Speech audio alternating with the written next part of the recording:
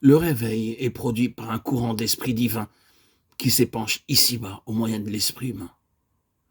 En s'ouvrant un passage au travers de l'esprit de l'homme et le baptême, et cette effusion de l'esprit de Dieu qui remplit l'esprit humain, brise ses chaînes, détruit les obstacles, supprime tout ce qui le déprime, l'oppresse et l'enchaîne, tout ce qui diminue sa capacité de récepteur et transmetteur du Saint-Esprit.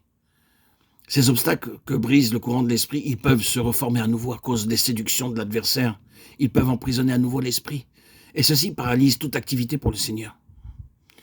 En publiant ces audios, nous avons justement vu la suppression des obstacles et enchaîne la puissance de réveil en un grand nombre d'enfants de Dieu, afin que ces entraves étant brisées, la puissance jaillisse et s'épanche à nouveau pour l'édification, la préparation de l'Église de Christ.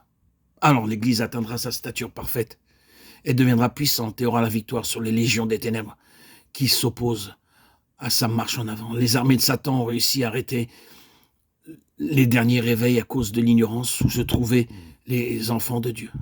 Mais elles peuvent être vaincues et mises en déroute par la connaissance de la vérité et la prière d'offensive mise en pratique.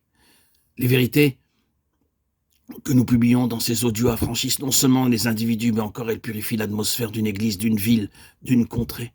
S'il est prouvé qu'un esprit mauvais peut être réduit à l'impuissance par la prière, il est évident que toutes les légions de Satan qui se ruent sur l'Église pourraient être vaincues si les enfants de Dieu voulaient employer les armes de la victoire. Si tout l'enfer a été vaincu par Christ, l'Église doit à son tour vaincre toutes les forces de l'adversaire et s'affranchir de sa domination. Ce qui s'oppose à cette guerre d'offensive contre l'ennemi, ce n'est pas la pénurie ou l'absence des armes nécessaires, mais la mauvaise volonté de l'Église, sa répugnance à faire face à la vérité. Les croyants sont satisfaits de l'état où ils se trouvent à cause de leur ignorance. Le bien qu'ils possèdent déjà les aveugle sur le bien plus excellent qu'ils n'ont pas encore et sur les besoins immenses de l'Église. Aussi, pour les obliger à sortir de cet état de paisible satisfaction, Dieu permet que les siens soient passés au crible par l'ennemi. Car Satan ne peut agir qu'autant que Dieu le lui permet. Les hommes ne veulent pas d'autre maître que l'expérience. Ils ne veulent apprendre la vérité sur leur état que par l'expérience. Et Dieu permet à l'ennemi de les faire passer par de très douloureux sentiers. L'Église de Christ doit atteindre un parfait développement.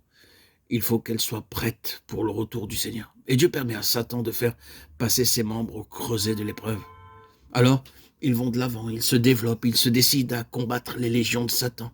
Ils remportent la victoire par le sang de l'agneau et la parole de leur témoignage et chassent l'ennemi hors des lieux célestes. Une fois le chemin frayé, l'Église est enlevée au devant de son Seigneur pour occuper à ses côtés la place qui lui est réservée. Et les cohortes angéliques saluent son triomphe du cantique. Ils l'ont vaincu par le sang de l'agneau.